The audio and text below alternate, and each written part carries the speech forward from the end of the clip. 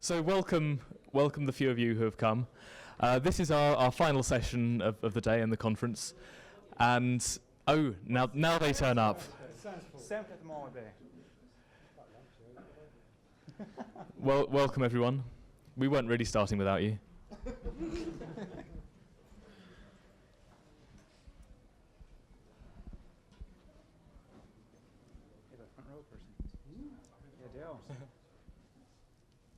By the way, help yourselves to water. Can we serve water? Yeah.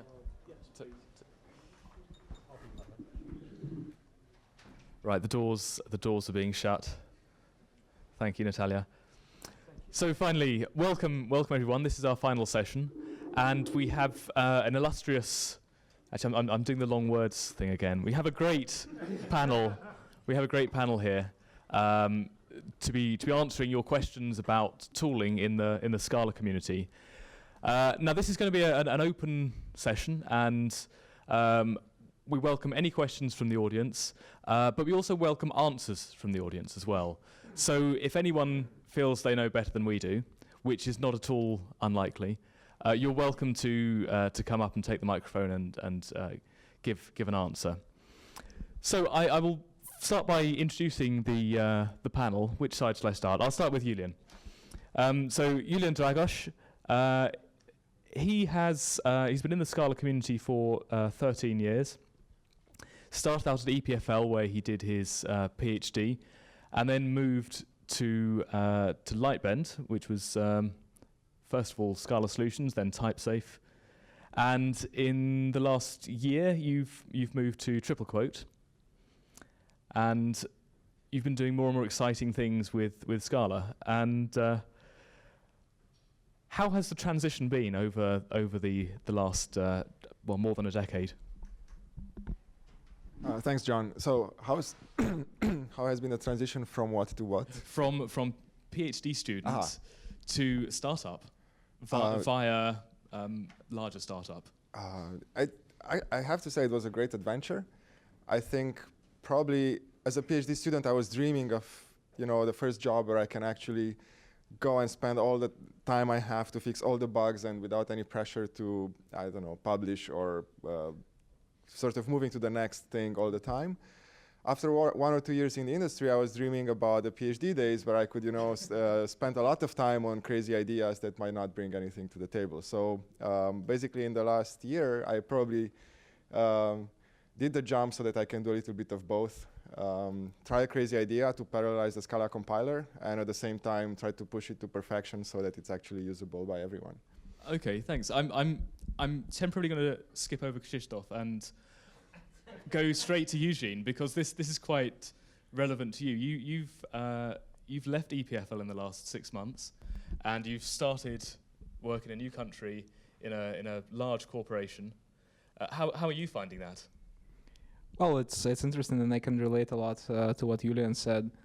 So it's definitely fun to do something practical, like really down to earth, in comparison with the PhD setting where you're required to publish, to innovate, and stuff like that. But on the other hand, thanks to the guys at Twitter, who generously offered me 50% of my paid time to work on whatever I want, I can also keep in touch with my PhD history. So just like I did Scala Meta a few years before graduating, I'm continuing to contribute there, and the new semantic DB technology, it's been possible thanks to the guys at Twitter allowing me to work on that. So that was pretty awesome.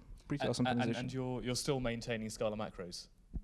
Yeah, that's right. So we have a vision for the new version of Scala macros, which is going to be based on Scala Meta, and which is going to solve the tooling problem with the current ones, and that's also based on the semantic DB technology. So pretty good stuff. It sounds good. So I'm now going to, having skipped over him before, welcome Krzysztof. I hope you forgot about me. No, you weren't forgotten. So Krzysztof has been based here in Krakow for how many years? 5? 5 years. But you're asking me like developing stuff in Krakow or living in Krakow? Working with Vertus. I think over 5 years now. For 5 years with Scala, and what sort of projects have you worked on in that time? JavaScript. I'm joking. It's all started. I mean, it was startup-like project with Scala, like every startup does at the beginning. Then was a big Scala JavaScript one, and it was the time before the React stuff in JavaScript, before stuff like fancy frameworks. It was plain old JavaScript, 10,000 lines. You really like love your Scala after this kind of adventure. And then come like what I'm doing right now. So working with the tooling, and I'm doing it for over 3 years now. And this is like quite exciting if you can provide like, this is also quite annoying in the same time when you have to force the problems that nobody else has, because no one else has the workspace big as we have to support. And yeah, there's, if you work for a big client and you even if you haven't worked for that client, you know what the problems I mean by that. But it's fun that you can do it in like environment like startup like, so it's like somewhere in the horizon and not affect you directly. So can you give people here an idea of the scale you're working on? Roughly. Roughly, I mean, lines of code. Over 2 million lines of Scala code and 500,000 Java code. Yeah. So there aren't many projects out there that have that much code in them. I think maybe Twitter has more, maybe not. I don't know. Maybe Eugene could comment on that. Maybe not. I'm now going to test the other muscles in my neck and welcome Chip to the panel. Hello. Now this is the first time we've met at a conference. Yep. I think I've met everybody else before. So welcome to ScalaSphere. Thank you. Would you like to tell the audience a little bit about what you've been doing at IBM with Scala, and also I think a lot of the Scala stuff you do is in your personal time? Right. So the debugger stuff I talked about this morning, that was all personal time, right? So obviously the interest spawned from some of my work at IBM with Scala and Spark. And so to kind of segue into IBM, IBM had taken an early interest into Apache Spark back at probably the beginning of 2014, which is when I started looking at Scala, right? And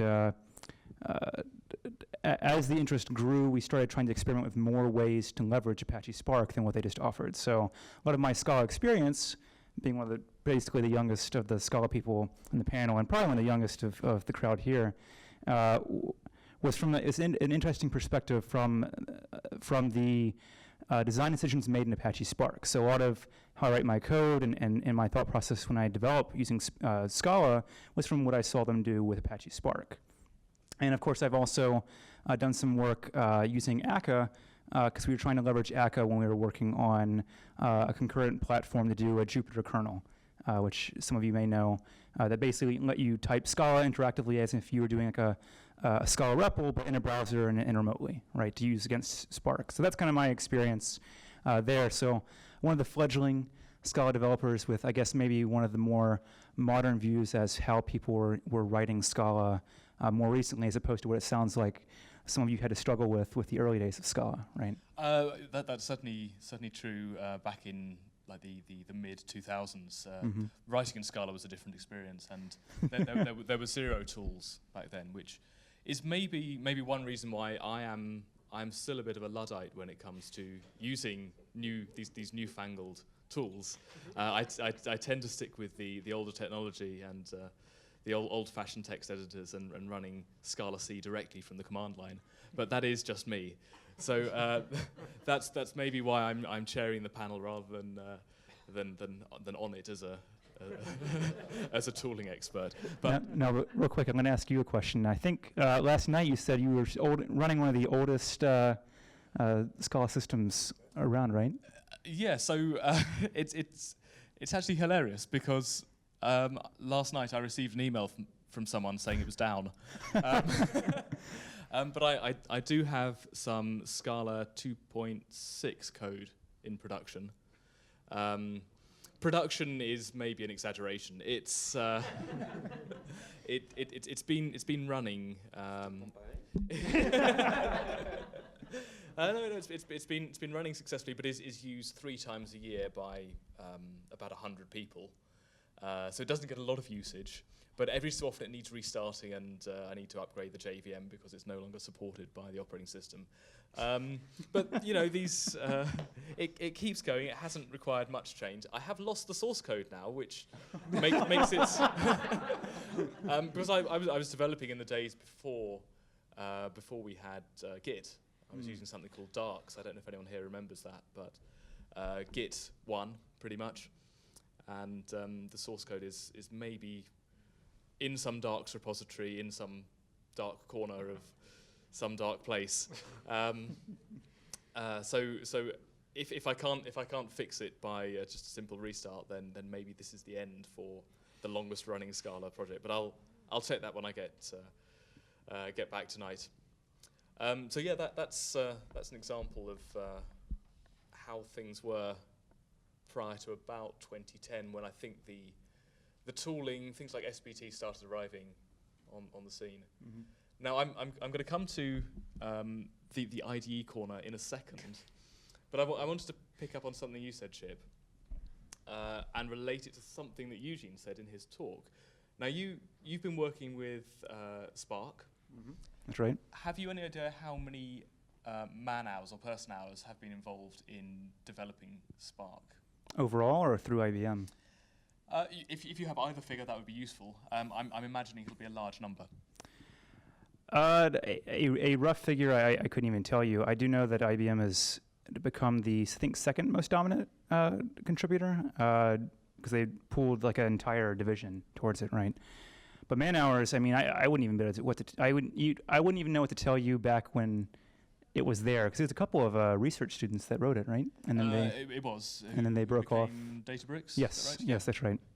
I mean, do you have an actual number? I have no idea, but I wanted to pick up on something Eugene said in his talk yesterday, which was that you spent a whole man year working on one problem that turned out not to work, and you were disappointed by that. Whereas if you compare the amount of work that went into that with the amount of work that's gone into Spark, there's a huge, I imagine there's a huge disparity. Well, it's definitely more than one man year in Spark overall. Not to underplay, one man year for one person is a lot of time, right? Depends you get on to factor in, this is more than one man year for like thousands of people at this point, right, in Apache Spark, so. Yeah, so I mean, Eugene, you said you were disappointed with the amount of time it took to try out something which ultimately didn't succeed.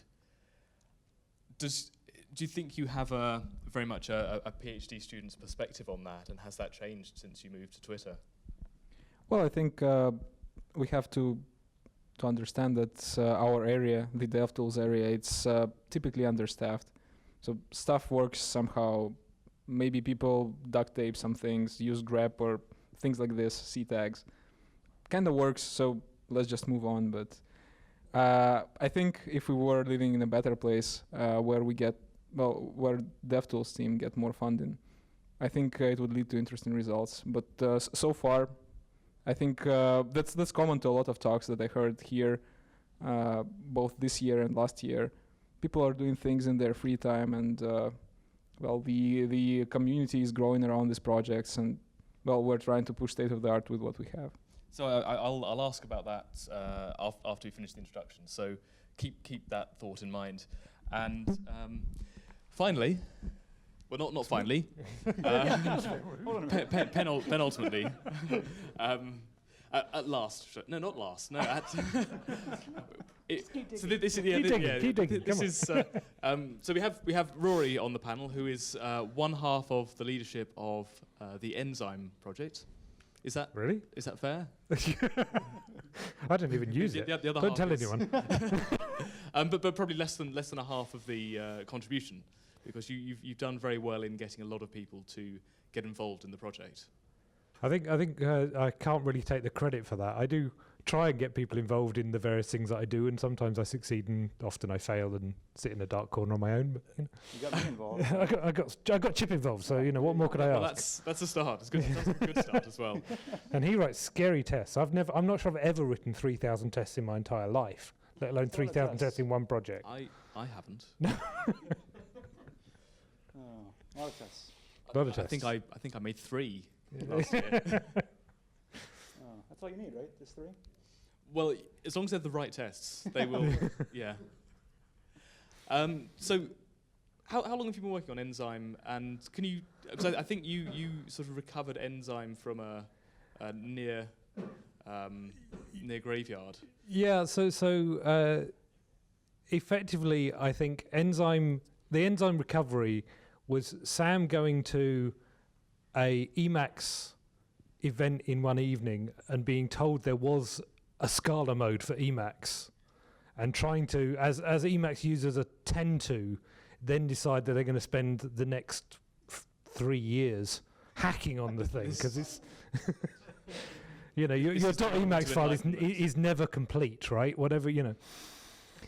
So I actually got involved because I wasn't that interested in Emacs and Scala as, you know, using Emacs for Scala, but I was really interested in using Emacs for code analysis and that kind of, using Enzyme for code analysis and going down that route. And so I spent 3 years not doing that and working on other bits of Enzyme instead. And what can you give a one-sentence overview of the state of Enzyme at the moment? Because I think people have seen Enzyme in various different forms along the way. Some of them might not have been a great experience. Yeah, so and I think things are improving, but where are we now? We are pretty good right now, to be honest. When we started, Enzyme basically failed to start up. That was the first. That was my experience. That was. When was that last week? That was last year, and Sam kindly spent a couple of hours with me in one of the rooms around here, trying to get it to work on my strange setup on my laptop. Yeah, but it is your setup, to be fair. You know, this is. It was a stretch. A baptism of fire for him as well. Yes. But it's nowadays we have a very stable build, which we're quite proud of. You know, full integration tests, continuous release, and it's really well supported on Emacs, you know, Atom, Sublime. So yeah, it's been an adventure. Great, thank you. And I can say finally now, at last, Finally. Mikhail, welcome to the panel. Now Thank Mikhail you. also works on an IDE, and you have a different model in that you have commercial licenses for. We only have commercial licenses for the ultimate version, which basically is all web development. I would say the core systems like the basic Scala support, testing, debugging, and so on are free and they are open source. You can just grab it on GitHub. Like it's the same with the IDEA core. Like you can use it freely. It's available on GitHub as well. So I think it's fair to say that through the work the two of you have been doing, and also the work Julian did in his former role at Lightbend, the situation with IDEs has improved markedly over the last couple of years. How much further is there to go? Well, from our side, it's mainly, bringing our type inference in line with ScalaSphere. We are also missing some features from refactorings and library support. So that's these are the places that we are most focused on right now. Oh, obviously, but SBT integration also requires, SBT server. Okay, so thank you to the panel. I'm going to kick us off with a question now, and anyone on the panel, please just let me know when you need a microphone and come in whenever you like. I'd like to talk about the funding of tooling in Scala. Now, we've got some quite this is going to be very useful. Thank you. We have some quite diverse means of paying for the tools on this panel. So Julian is a startup. You have some investment. I mean, obviously your time has gone into that. Do you want me to answer? You can I can answer. confirm. You can confirm so or deny. it's our time so far. Okay. It's a bootstrapping approach. And is it worth me asking you? Are you seeking investment? Not at this time, Okay. no. Okay. Krzysztof, your work is funded by large clients who have a particular need they want to solve. Eugene, you are employed by a company that is willing for you to spend your time on tooling. And also we have a dedicated department which is called Engineering Effectiveness that does all sort of tooling, which I think is pretty important for a company to realize that these problems, they need dedicated teams. I think that's a really good step forward. And just to ask about that particular point, is the work that's done there entirely open source? Is it a lot of it closed source? What proportion, if you have any idea of that? So Twitter is very friendly to open source in general. So they've allowed me to continue work on my open source projects, create new ones without any problems. So currently 100% of my work is open source. Maybe they'll change in the future when we build internal tools, but it is quite possible that we will open source them later, or we will develop them in collaboration with someone else. For instance, currently we have an active collaboration with Olaf from the Scala Center with respect to the ScalaFix tool. I think this is a pretty exciting model when a commercial company decides to invest in this kind of things, giving back to the community. Definitely enjoy that. Okay, and just to carry on, Chip, a lot of the work you do is personal time. Same for you, Rory, I guess. Yeah. Do you have some corporate sponsorship for Enzyme? No. Okay. It's just me. Oh, you've got the Scalinator. Yeah. Well, that's a bit like a bootstrap startup where I don't actually have any money, so it's still just me. Okay. Sam, are you paying anyone to do any Enzyme work? Oh no, we do. We have the sponsorship in Enzyme, so we have a sponsorship team. So that's not coming to us. Yeah, sure. 47 degrees and ScalaSphere actually. Okay, so for 47 degrees, a company that's consulting in Scala and heavily involved in the community is providing some funding for that. And Mikhail, obviously you work for a company with a That's pretty simple. product. You have a product business. Yep. Based on tooling, obviously. Based on tooling. So we have a variety of different funding models here, and I want to ask: do people think that this is working? Do we have enough money getting to the people who are capable of making the tools from the companies that need it? And could we improve the communication between them and encourage what I would like to see is more funding for tooling, because I think we've made this point many times. Scala has historically been behind Java and other languages in its in the capability of its tools.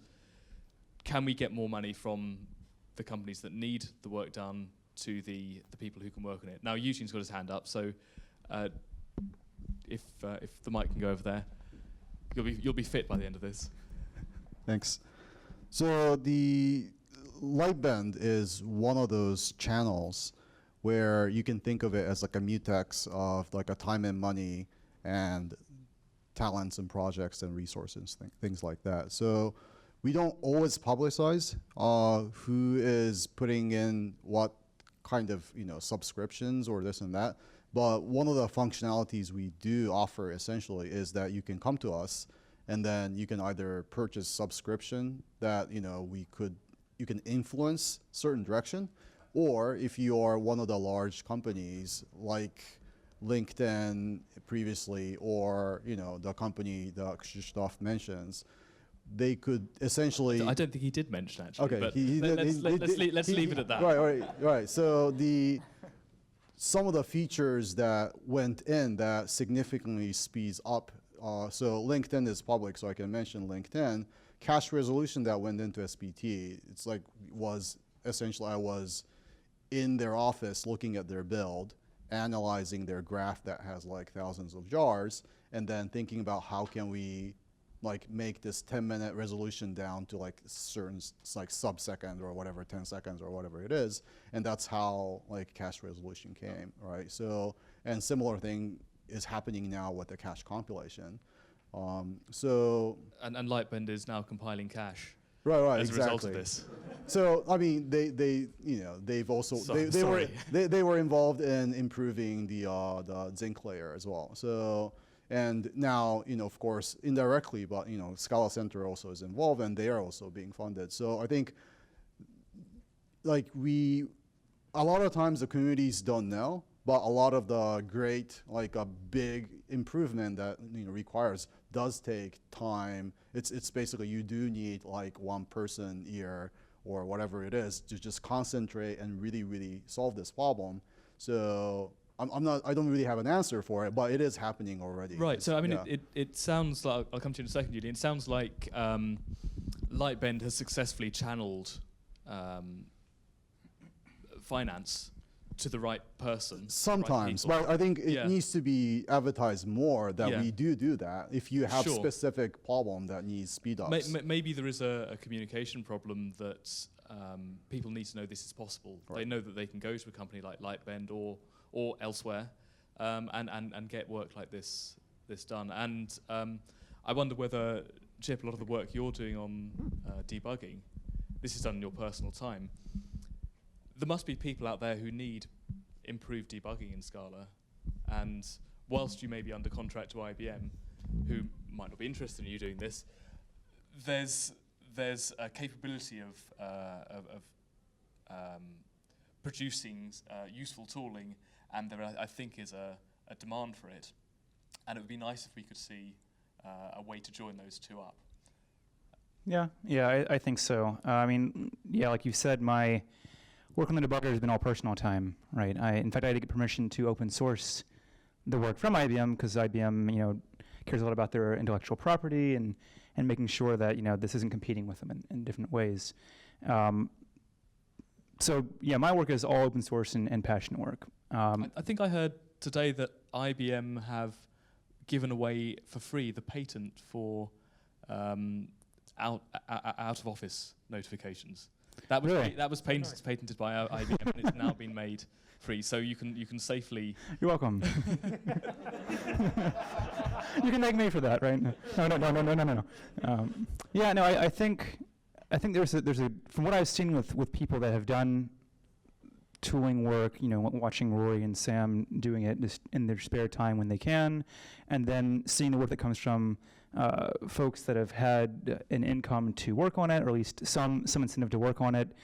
A good blend, I think, is important to the tooling, because if just like any other product, if you're getting paid to do something but you don't enjoy it, it's going to be very sluggish, and it may not have the features or the fixes or just the direction needed to improve the ecosystem.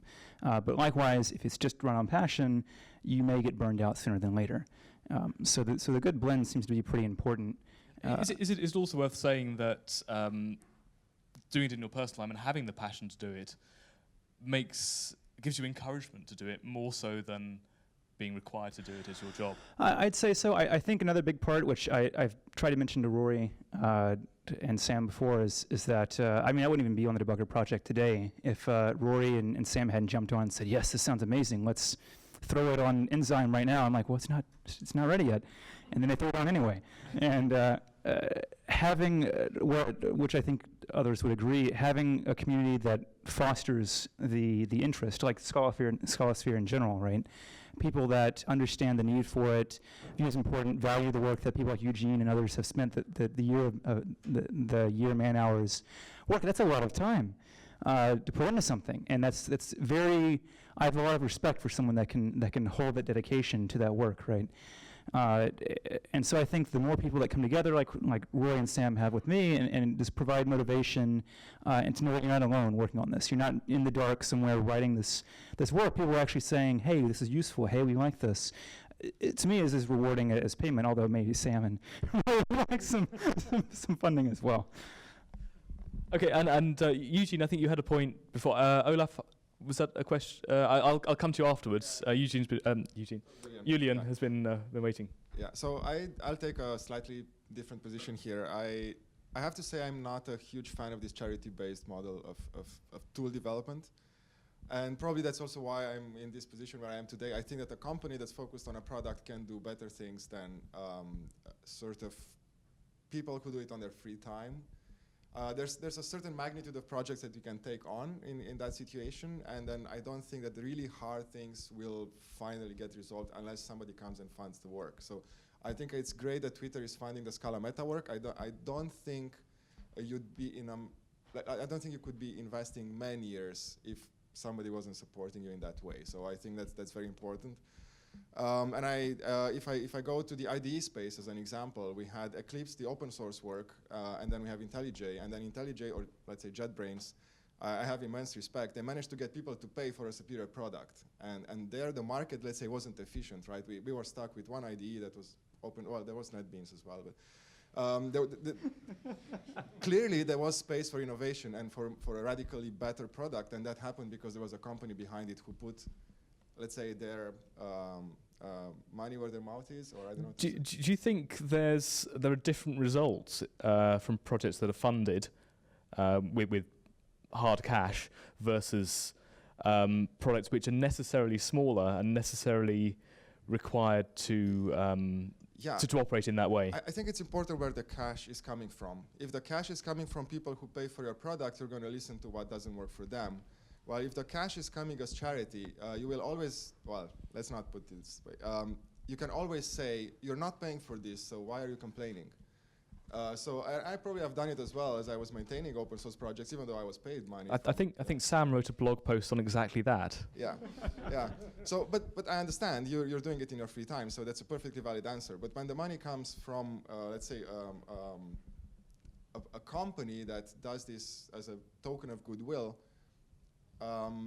let's say that the feedback loop is cut because people don't pay for your product, and therefore you're absolutely obliged, even morally, to listen to their. Of course, you would do it because you're a nice guy. But do you think that you get a lot of when a product is being paid for, the people paying for it have a lot of influence over it, and if that's coming from many different sources, they want integration with lots of other things, and consequently, you end up with a project that is much larger, has a lot of what many users will consider to be cruft, because they don't care about the other things it integrates with. They only care about the one thing they want. Yeah, it's a possibility. Yeah. I think that definitely, if you're a company in that space, you have to be careful what kind of features you add, but you also have to listen to your users. So that happens to everything, right? I mean, eventually. Sure.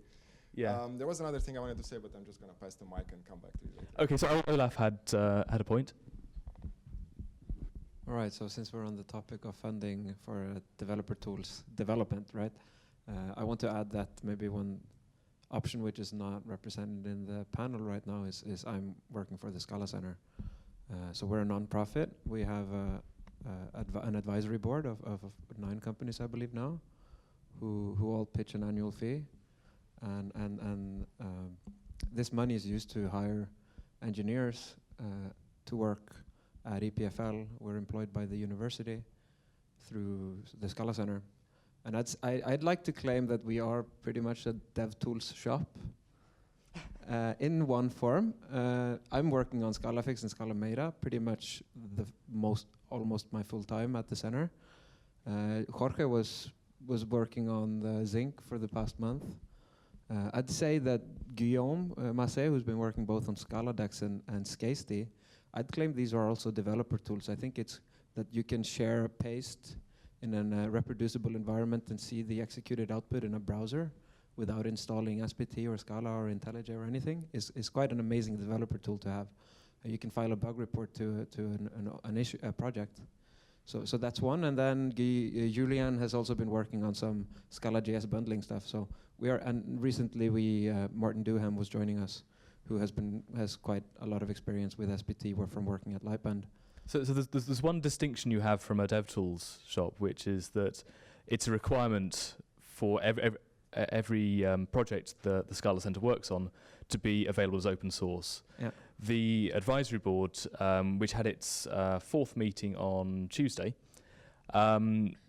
we had a discussion around what was desired by the members on that board, and together they agree on what they think is important to them. Now there's maybe some bias in that towards the larger businesses because they're the ones who have the money to put into the Scala Center. But Olaf's right, it's a different model, and I think it maybe takes advantage of the fact there are a lot of companies out there with similar needs who can pull together their resources to have something implemented once correctly, rather than having multiple internal closed source implementations which never see the light of day beyond that company. The point that I wanted to make was a sales pitch, is that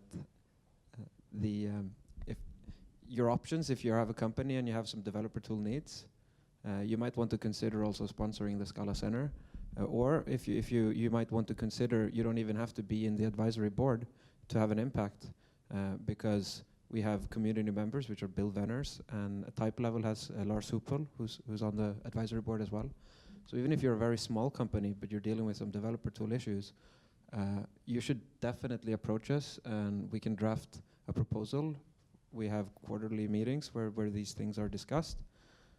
So this is one venue to actually fund, and the people who are working on the tools are getting paid. I think that makes, as Julian mentioned, is quite important. And actually, it's worth saying, I was seriously impressed by the amount of work that had been done in the last quarter by the Scala Center. It was project after project after project that was working successfully and had seen huge progress. So obviously, I have been involved with the Scala Center in the last year, but so I'm a little biased, perhaps. But I think it's a great initiative to helping this funding problem. So if you find yourself in a situation where this question comes up, the answer may well be the Scala Center, or more specifically, it might be to go to Bill Venners or to Lars Hupel, or indeed Jorge, Olaf, Guillaume, or Julien, or Heather, of course, and speak to them about possible things that the Scala Center could do to help. Was there there's a question there? Yeah. Can I comment before? Because yeah, Krzysztof. I think there's a position where I don't know how many developers like us that are doing because there's a duct tape. As somebody said, there's a duct tape. But if you got enough duct tape, there is maybe a good idea to actually pay a lot for duct tape, like from one person, and not like for every developer to patch the gap.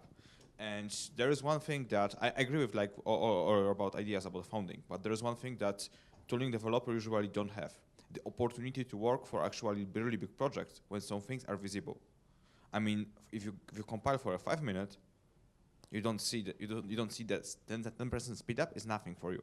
If you compile for an hour, 10% speed up is a lot. So you need a big scope to see small problem and fix that, and everybody will benefit. So as you said, this is visible. It's not invisible. I mean, that what I see and I'm thinking about is, the problem is that for tooling, we need skillful, talented guys, and surely the knowledge writing a tooling is much deeper than just writing a business code. Yeah, so on one hand. On the other hand, we have such situation that we would like to spread our tools across the whole community, yes, to find the people who are interested in writing in this language. And I think this is difficult. I mean, this is difficult. Maybe the model which has Java right now, it is the best one.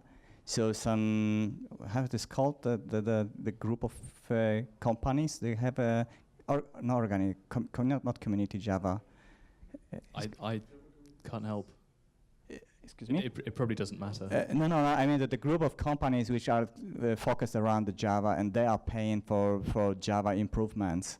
Yes, and Oracle is keeping it together. Not sure about that, if this is a correct one.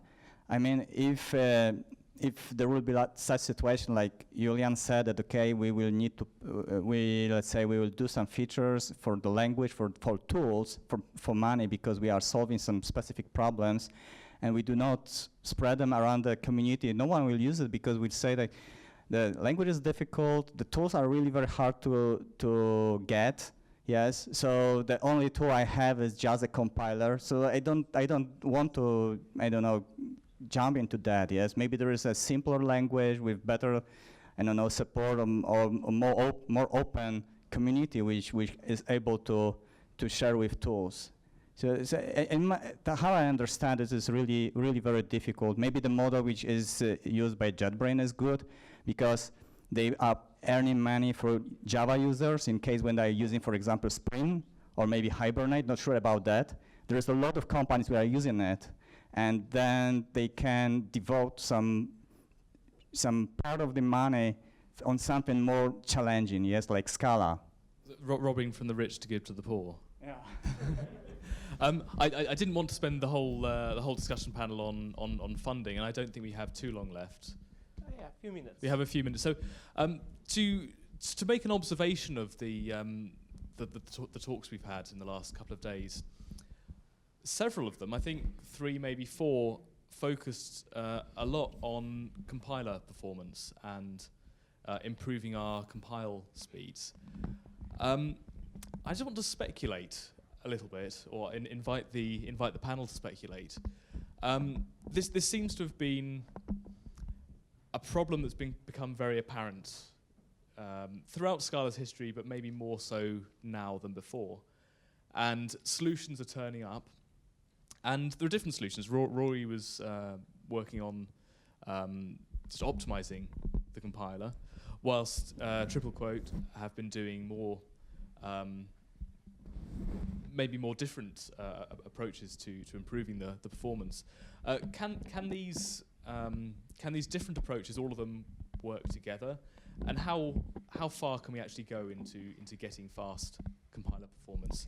Can we expect compilation times to halve, to quarter, or is 10 times improvement ever a possibility? What are the limits? So I think one of the reasons it's become more apparent in the recent times is because we've pushed the Scala compiler. The stuff we do with the Scala compiler in the last 2 or 3 years with shapeless, with macros, has all pushed the boundaries of, we've started from the theoretical, what can we do with it?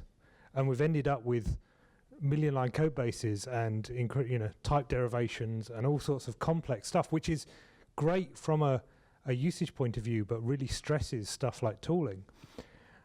How fast can we go? The beauty for me is the stuff that Julian is dealing with, and the stuff that I deal with, and the stuff that Christoph has dealt with. They're all actually complementary, which I think is amazing. And actually, then you go one step further. You look at the semantic DB stuff that feeds in and allows you to feed in data into the processes to improve the code so it compiles faster by closing off certain bits, using all this data together. I'm actually really excited. It's really interesting from my point of view, because 18 months ago, when I started getting involved in this stuff, the compiler performance specifically, there didn't appear to be anything. I seemed to be a voice in the wilderness, and now there's so much interest and passion about making this stuff better. I'm actually really excited. How fast can it go? Do I think it can go 10 times faster? Yes, I actually do. I think there's a lot of work to get there, but I really do. Okay, so Eugene, you're going to do that work. Julian, but yeah. Is that the third time I've called you Eugene? It's only the second time. Okay. Maybe now is the third you see, time. I've got a Eugene over there. I've got a Eugene there. It's tough. It's very tough. Okay, so today we have 3 times speed up, right? That's what we announced yesterday during the talk, and we're definitely not gonna stop here. So yeah, I think right now that 10 times speed up are possible, but here I'm talking about really compilation speed. The other approach of incremental compilation is really just saying we're not going to do the work. So that can be, indefinitely. The speed up can be infinity because you just bring in the binaries. So in terms of compilation speed, I think 10x is possible, and we can't promise it today, but I can promise you we'll do everything we can to get there as soon as possible. Well, that does sound exciting. So I'm going to ask. Does anyone else have anything to say on this? I will ask a different question now. Partly to the audience. Are there any people here who still spend a significant amount of their time writing Java? Right, I have a question for you. So, and maybe Mikhail can help in the answer here as well. Sorry to drag you in. Scala tooling, I've said before, has been behind Java. Can you say anything about the state of Java's tooling that gives us a point in the future to look forward to? What should we have? What should we work on? What does Java have that Scala doesn't, that we can hope for? The answer. Sorry to. Well, yes. Or if you have anything to say on this, Mikael. Well, so I do some Java 8 programming, and I'm really happy that Java is following Scala's lead into more functional style. So the Java tooling is really mature. I personally use Eclipse, which is quite unusual because most of the people use IntelliJ. And the tooling for Java Enterprise Edition developed by JBoss works really smooth. So it's really well integrated. In all the things just work out of the box, which is really nice. The other thing that Mirko mentioned here is static code analysis. So for Java, you have this SonarQube stuff that has a lot of inspections that can advise you on your code. I know that the work also is done in Scala in this space, but I think that is still behind. So. Yeah, I want to say that obviously. Oh, you want to continue? I just wanted to add that one thing is that it just works. The moment we're gonna be there with Scala, it'd be awesome. Yeah, so for example, at JetBrains we have very mature support for Java, as it's, I would say it's quite simpler to support, and the most of the effort goes into supporting various frameworks and libraries, like which has already been mentioned, like Spring, Hibernate, and so on. Apart from that, no one has actually mentioned Kotlin. I'm pretty surprised. I was thinking about Rust. Rust. As far as I know, Rust is not a JVM platform language. No, I mean other languages. Oh, you mean this? Actually, we are using, we are porting large portions of our code base to Kotlin because it's quite easy to support it, since we have a language that is being developed internally. We can modify this we require. But in terms of Java, no, support is not going away, obviously, since it's one of the most important products IntelliJ IDEA, which was basically born to support Java. So yeah, that's it.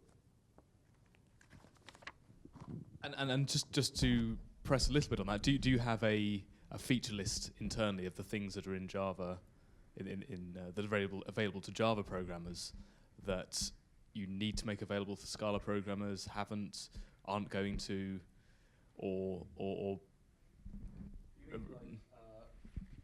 like an actual list? It could be a set of issues on an issue tracker. Well, it's kind of difficult to create such a list, since the feature set of Scala in Java are not very of course are not very coherent in terms of effort needed to support them. Like, you can name basic type inference, which obviously works in Java, since the type checker is quite not as advanced as the Scala's. So making the same thing work as good as in Java support requires obviously much more effort and man hours. Sure, yeah. We have about a minute left, so Joust, you get the last word, and